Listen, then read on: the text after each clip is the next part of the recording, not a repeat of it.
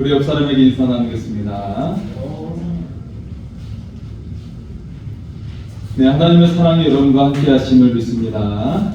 네, 이제 또 어제는 또 대보름이었고 여러분 또 여러 가지 대보름에 관계된 것들을 준비하시는 것 같습니다. 네, 우리가 새로운 계절을 맞이하면서 우리의 믿음도 더욱더 강해지고 견고해질 수 있기를 소원합니다. 미국의 월스트리트 저널에서는 사람들을 격려하는 그런 광고를 실곤 합니다. 그래서 사람들에게 힘을 실어주려고 하는 그런 광고를 실기도 하는데요. 한 번은 이런 광고가 실린 적이 있었습니다. 만약에 그대가 낙심되거든 이 사람을 생각해보라. 그의 학력은 초등학교 중대가 전부였고 시골에서 구멍가게를 열었지만 그나마 파산하여 남에게 빌린 돈을 갚기 위해서 15년이 걸렸다. 또한 결혼을 했지만 악처를 만나 행복하지 못했다. 상원 의원에 입후보했지만 2번이나 낙선되었고 하원 의원에 2번이나 또 낙선이 되었다.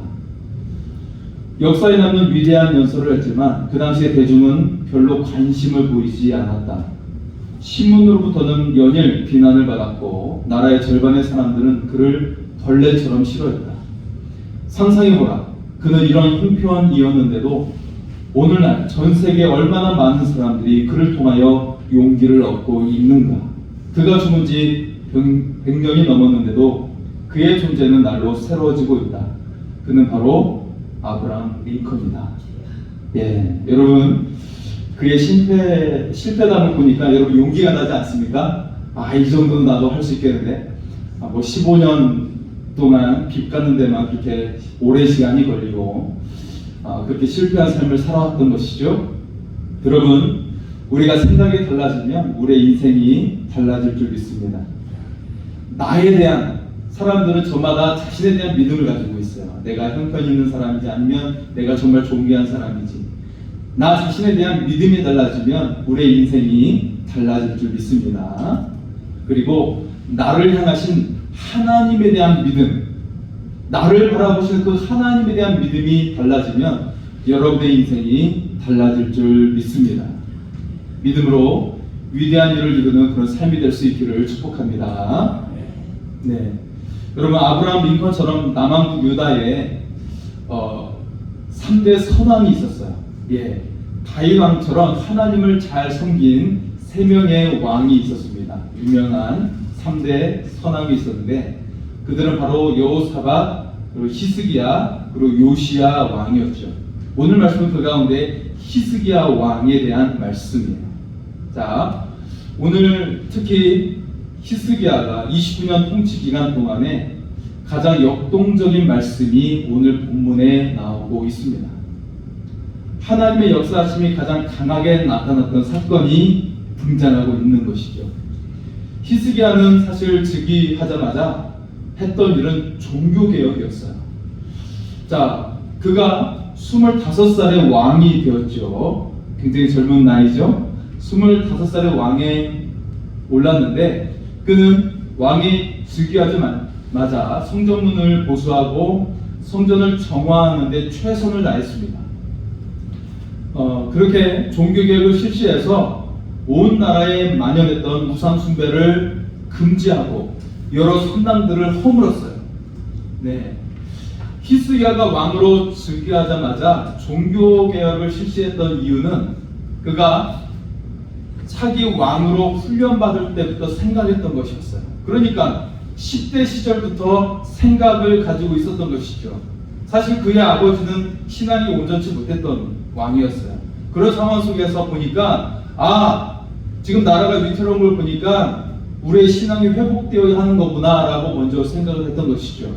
그 생각을 10대 시절부터 생각을 했었다는 것입니다. 자, 유다의 문제점은 바로 무너진 신앙의 가장 큰 원인이구나 라고 생각을 했던 것이에요. 히스기야는 왕으로 남다른 그런 소명을 가지고 있었는데 그것은 바로 이스라엘이 바른 신앙을 회복하는 것, 바로 그 생각을 그가 가지고 있었다는 것입니다. 이것이 나의 소명이라고 생각을 했던 것이죠. 그는 왕이 되어 해야 할 일들이 그럼 많이 있었지만 가장 중요한 것이 바로 무너진 하나님 신앙을 세우는 것이라고 생각했던 것이에요. 자, 이쯤 되면 우리는 하나님께서 히스기야에게 어떤 큰 은혜를 주실까, 어떤 복을 주실까 기대를 하게 됩니다. 우리들도 하나님을 잘 섬기면 하나님의 축복을 기대하게 되죠. 내가 이렇게 열심히 섬겼으니까 하나님 좋은 걸 주시겠지요. 예, 좋은 축복을 우리에게 주시겠지요 라고 기대를 하게 돼요. 그런데 오늘 본문의 첫 시작은 어떻게 시작되고 있죠? 앞의 말씀은 사실 히스기야에게 종교개혁의 말씀이었거든요. 그런데 오늘 말씀의 첫 시작은 어떻게 시작하고 있냐면 히스기야의 기대를 무참하게 짓밟는 내용으로 시작이 되고 있습니다. 자, 우리 1절의 말씀을 보겠습니다. 1절입니다. 이 모든 충성된 일을 한 후에 아수르 왕 사네립이 유다에 들어와서 견고한 성읍들을 향하여 진을 치고 쳐서 점령하고자 한지라. 자, 오늘 말씀 첫 번째 말씀은 무엇이냐면 복을 기대했는데 히스기야에게 찾아온 것은 전쟁이었다라는 거예요. 여러분, 재앙 중에 최고의 재앙은 전쟁입니다. 가장 비참한 일들이죠. 자, 그는 하나님의 은혜를 구했어요. 나라가 부강해지고 그리고 영적인 충만함으로 온 백성들이 행복해지기를 원했어요. 그것이 그의 꿈이었어요. 그런데 히스기야와 남유다를 기다리게 한 것은 그 당시 최고의 강력한 힘을 가진 아수르의 침공이었어요. 아수르가 지나가는 땅은 살아남지 못했어요. 이미 북왕국 이스라엘은 멸망하고 말았던 상태였어요. 북왕국은 사라지고만 그런 상황이었습니다. 자, 나라의 큰 위기가 찾아왔습니다. 자, 히스기야와 남유다가 당한 이 상황은 우리가 인생을 살아가면서 만나는 상황과 매우 똑같은 것을 볼 수가 있어요. 우리가 하나님이 좋아하실 일을 하면서 하나님이 주실 복과 은혜를 그런 기대감을 가지게 되죠. 그 기대가 우리로 하여금 이 모양 저 모양의 헌신으로 이어지게 합니다. 그런데 크게 기대했던 마음이 무너지는 것을 경험하는 것은 우리가 참으로 감당하기 힘들게 만들지요. 내 시간을 쪼개어 하나님께 드렸고 내 일을 제쳐두고 주님의 일을 먼저 했어요. 또 내 이익이 아닌 하나님 나라의 이익을 위해서, 그 영광을 위해서 헌신을 했습니다. 그런데 그 결과가 고난이 오고 그리고 아픔이 오고 질병이 오고 그러면 우리는 절망하게 되는 것이죠.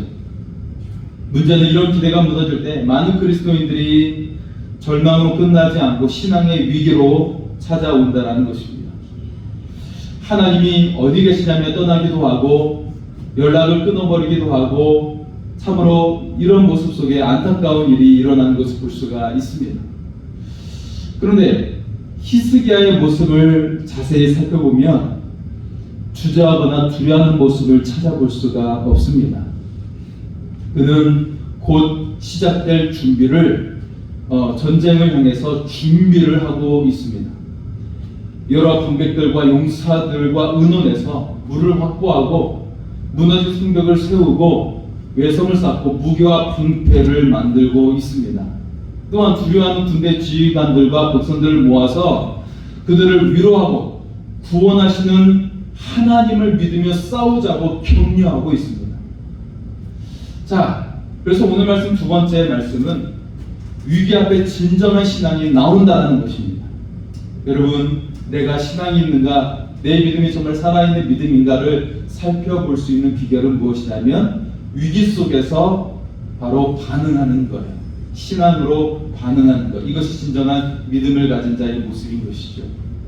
히스기야가 위기 앞에서도 흔들리지 않는 믿음을 보이고 있습니다. 히스기야는 참 믿음의 사람이었던 것이죠.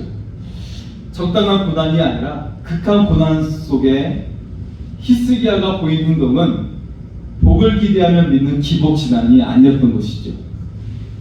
인생에 평안이 오든 위기가 오든 히스기야는 언제나 믿음의 사람으로 서 있었습니다.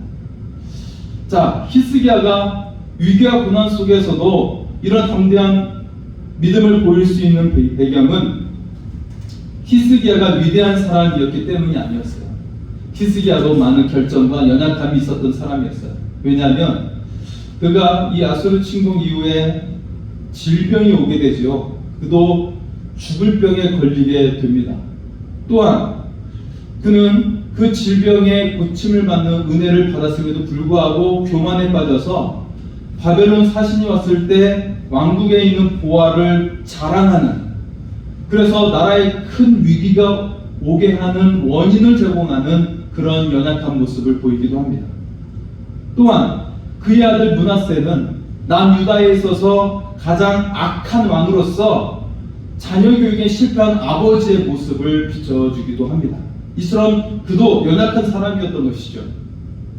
히스기야도 연약한 인간에 불과했지만 지금 전쟁의 상황에서 온전히 대처한 것은 바로 히스기야의 믿음 때문이었습니다. 자, 한 남자가 있는데 그는 가난한 집안에서 태어나서 교육도 제대로 받지 못했어요. 24살에 전쟁에 참여했는데 팔을 다쳐서 불구자가 되었어요.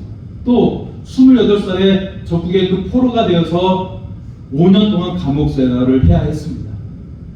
38살에 그가 이제 글을 쓰면서 작품을 쓰기 시작했지만 팔리지 않아서 생활고로 시달리게 돼요. 그래서 세금 징수원이 되었죠.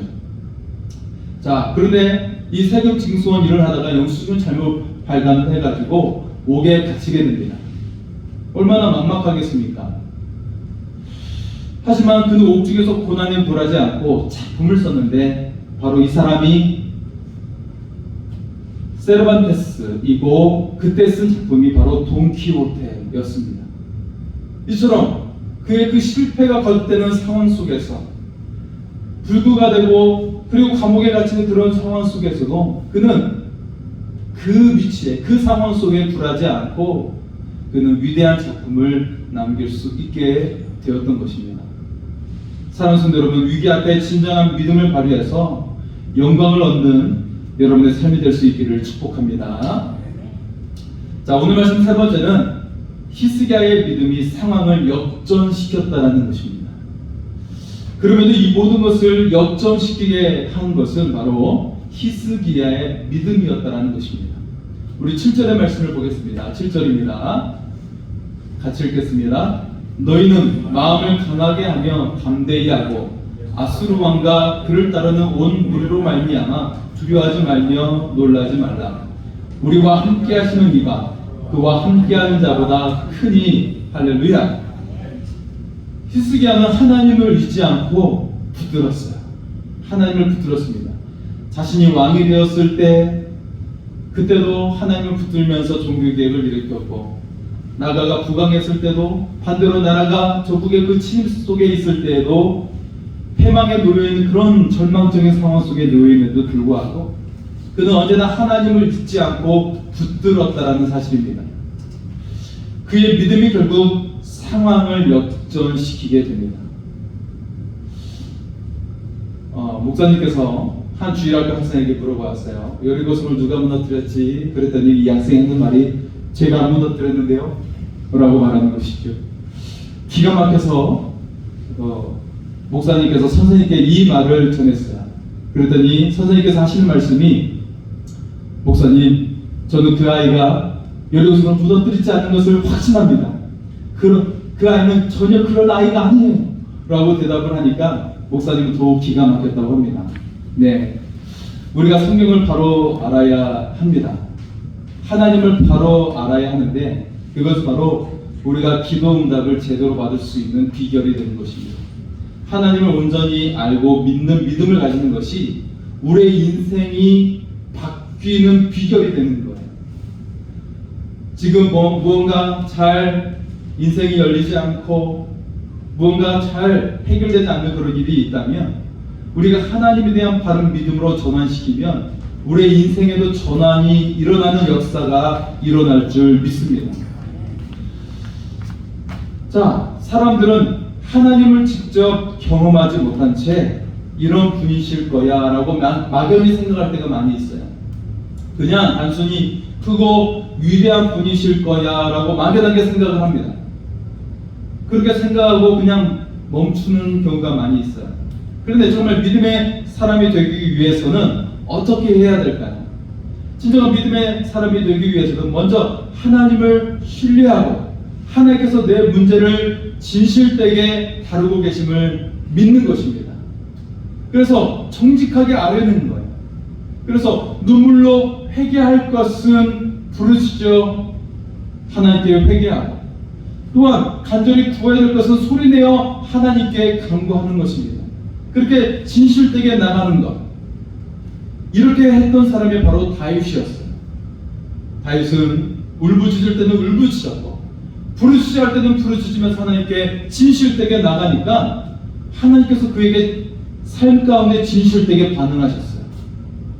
양치는 목동에 불과했던 그가 전쟁의 장관에 참여하게 되었고, 전쟁에서 그가 많은 승전을 이뤘지만 사울 왕에 의해서 그가 도망다니는 신세가 되었지만 하나님은 그의 정직한 부르짖음을 들어주셨고 가장 위대한 왕으로 세워주신 줄 믿습니다.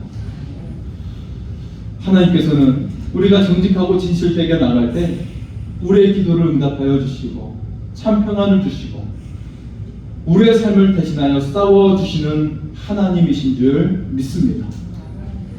히스기야는 인생에 평안할 때도 또한 고난과 위기의 상황 속에서도 늘 하나님의 살아계심을 믿었다라는 것입니다. 정직하게 하나님께 나아갔다라는 것이에요. 히스기야는 어느 순간에는 하나님을 예배하는 예배자가 될 수 있었습니다.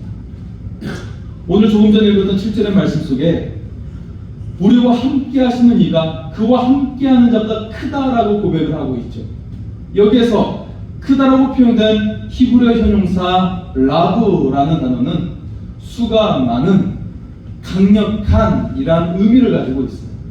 그러니까 어떤 상황, 어떤 형편보다도 하나님의 크고 강력하심을 알고 있었다는 것입니다. 그렇게 히스기야는 억지로 짜낸 믿음이 아니었어요. 그냥 하나님을 순수하게 믿었던 순전한 믿음이 그에게 있었다는 것이죠. 히스기야는 하나님을 인격적으로 믿었습니다. 그리고 하나님께로부터 늘 영적으로 풍성함을 공급받는 예배의 삶을 살고 있었다라는 것입니다. 자, 그래서 오늘 말씀 네 번째는 히스기야는 영적으로 풍성한 예배자였다라는 사실입니다. 그 영적인 풍성함으로 말미암아 히스기야를 따르는 방백들, 군 지휘관들, 그리고 백성들은 안심했다라고 성경은 기록하고 있습니다. 우리 8절의 말씀을 한번 볼까요? 8절입니다. 그와 함께 하는 자는 육신의 발이요 우리와 함께 하시는 이는 우리의 하나님 여호와시라. 반드시 우리를 도우시고 우리를 대신하여 싸우시리라 하며 백성이 유다 왕 히스기야의 말로 말미암아 안심하니라. 아멘. 자, 예배를 단순히 예배당 안에서만 제한한 삶이 아니었어요.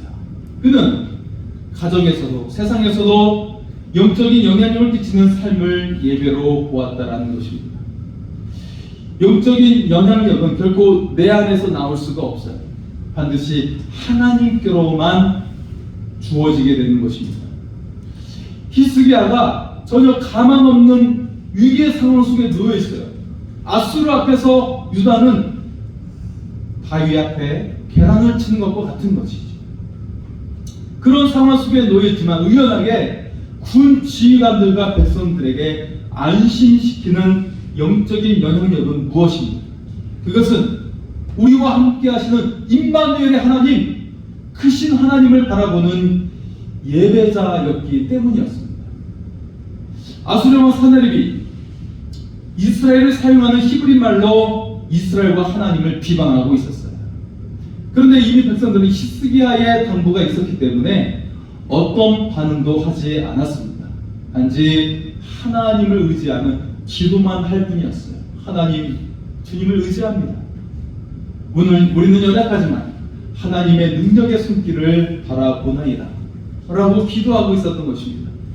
히스기야와 이사야 선지자는 하나님을 향해 부르짖어 기도했어요.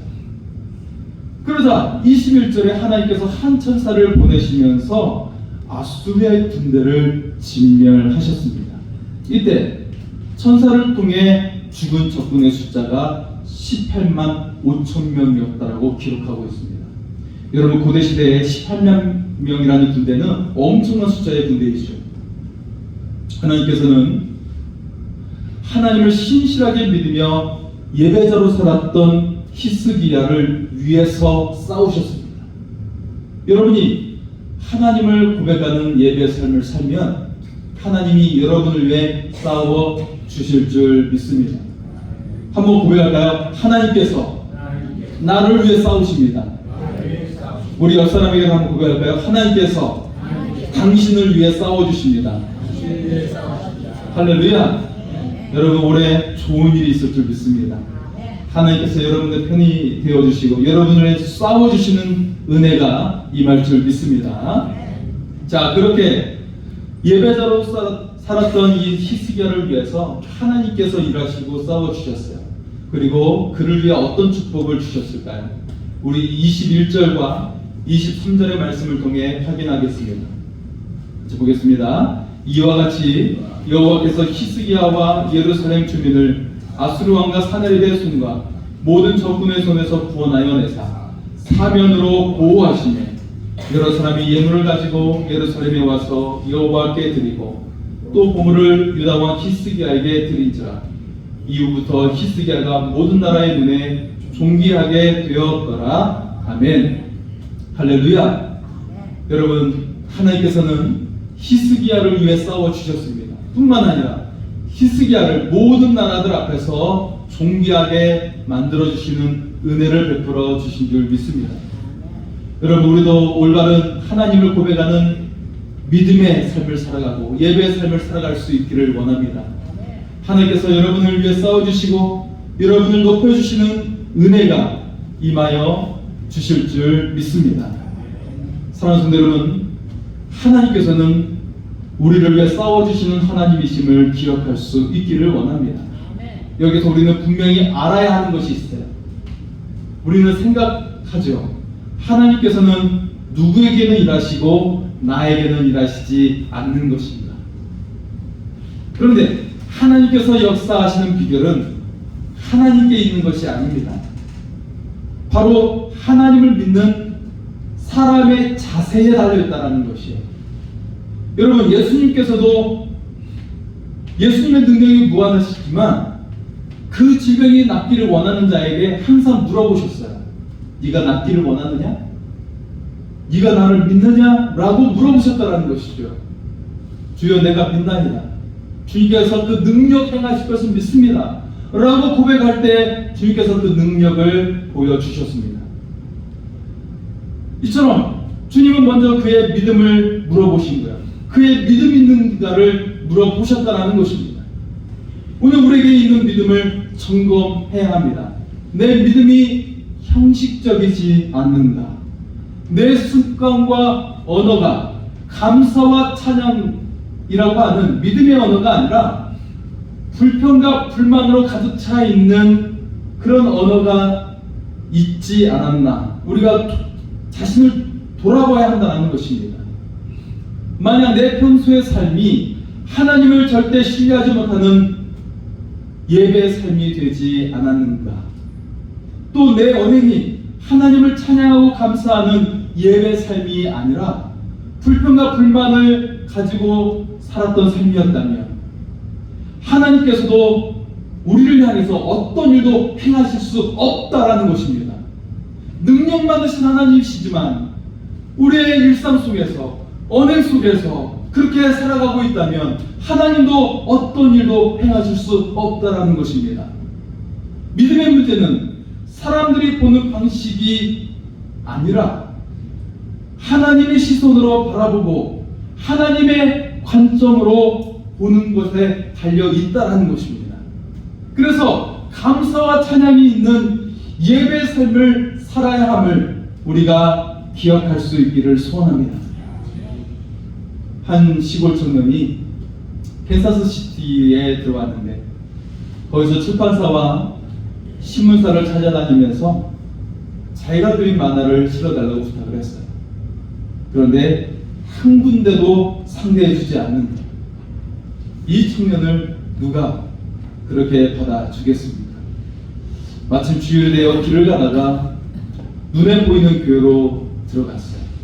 하지만 예배의 내용은 머리에 들어오지 않고 눈물만 계속 흘러내리는 거예요. 내 삶이 이렇게 비참한 것인가? 내 그림이 이렇게 못마땅한 것인가? 눈물만 흘러내리는 거예요. 예배가 끝나고 목사님께서 청년의 사정을 듣고 이를 구할 때까지 교회 창구에 묵으면서 교회 일을 해달라고 그렇게 말을 했어요. 그리고 다음과 같이 격려를 했습니다. 용기를 잃지 말게. 하나님이 자네를 사랑하고 계시다는 것을 잊지 말도록 하게. 청년이 묵은 교회 창고는 낮과 밤을 가리지 않고 쥐들이 들끓고 있었어요. 쥐가 다니는 것이죠. 먹을 것을 조금 주니까 쥐들이 이제 도망가지도 않는 거예요. 그러다 쥐를 관찰하는 중에 바로 세계를 사로잡는 미키마우스의 아이디어가 탄생하게 되었던 것이죠. 자, 이처럼 먹을 것도 잘 것도 없었던 청년이 바로 월터 디즈니였습니다. 자, 올해 미키마우스의 저작권이 풀리게 된다고 그러죠. 95년 만에 미키마우스가 탄생한 지 95년이 되었어요. 여러분, 고난 중에도 믿음을 가지고 감사함으로 나아가면 여러분의 삶이 승리의 삶이 되고 영광의 빛이 비추는 삶이 되어질 줄 믿습니다. 사랑하는 성도 여러분, 하나님은 우리를 위해 싸워주십니다. 그리고 우리에게 둘러싼 적들과 문제들과 질병으로부터 이기도록 도와주십니다. 하나님은 우리에게 선한 일을 이루시기를 원하시고 가장 좋은 것을 주시기를 원하고 계십니다. 다만 내 안에 참 믿음이 있는가 점검할 수 있기를 바랍니다. 내가 참으로 하나님께 감사와 찬양을 드리는 예배의 삶을 살고 있는가 돌아볼 수 있기를 원합니다. 우리 모두 감사와 찬양으로 가득한 예배자가 되어서 우리를 위해 싸우시는 하나님의 역사가 임하는 삶이 되기를 소원합니다. 우리에게 선한 일을 이루시고 축복하시는 하나님의 은혜가 가득한 삶이 될 수 있기를 축복합니다. 우리 같이 찬양하며 나아가겠습니다. 오직 믿음으로 우리 그 찬양으로